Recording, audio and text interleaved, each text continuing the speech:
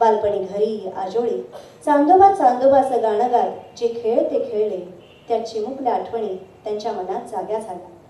चांदोबा चांदोबा गुणगुणताना त्या भयान रात्री वाटलेली क्षणिक मनोरमता काव्यात उतरली.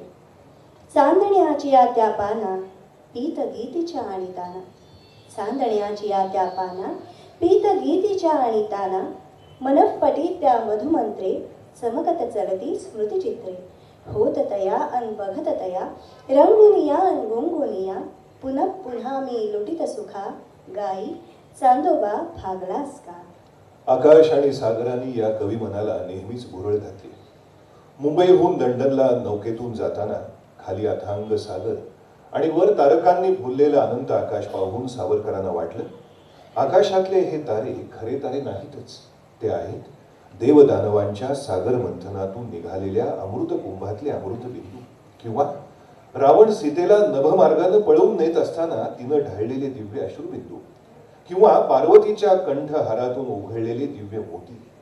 तारकास पाहून हे त्यांना सुचलेलं अफाट कल्पनांचं दीर्घ काव्य असलं तरी तारांकित आकाश आणि तारांकित झालेला सागर पाहून आकाश कुठलं आणि सागर कुठला ही त्यांना सुचलेली कल्पना लहान मुलांनाही आवडेल अशीच आहे.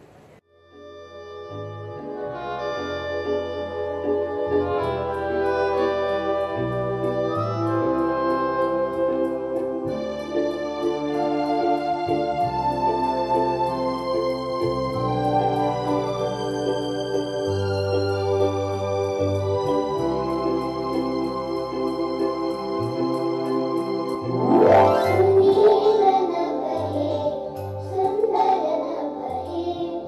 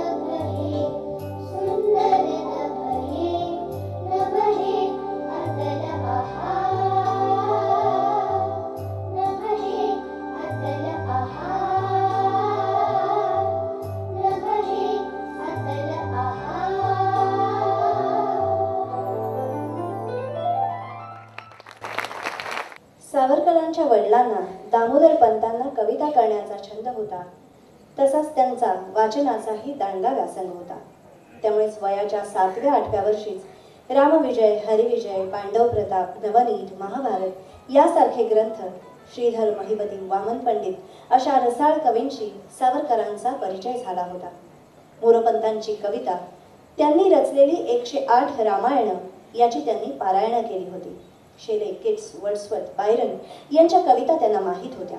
शेक्सपियरची नाटकं, अनेक राष्ट्रांचे इतिहास आणि इतर अनेक विषयाच्या इंग्रजी, मराठी, संस्कृत ग्रंथांचा त्यांचा अभ्यास होता.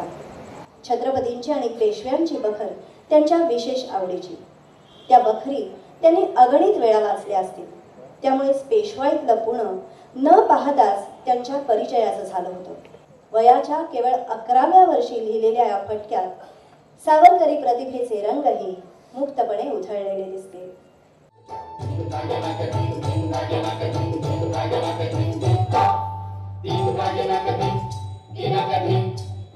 Ding,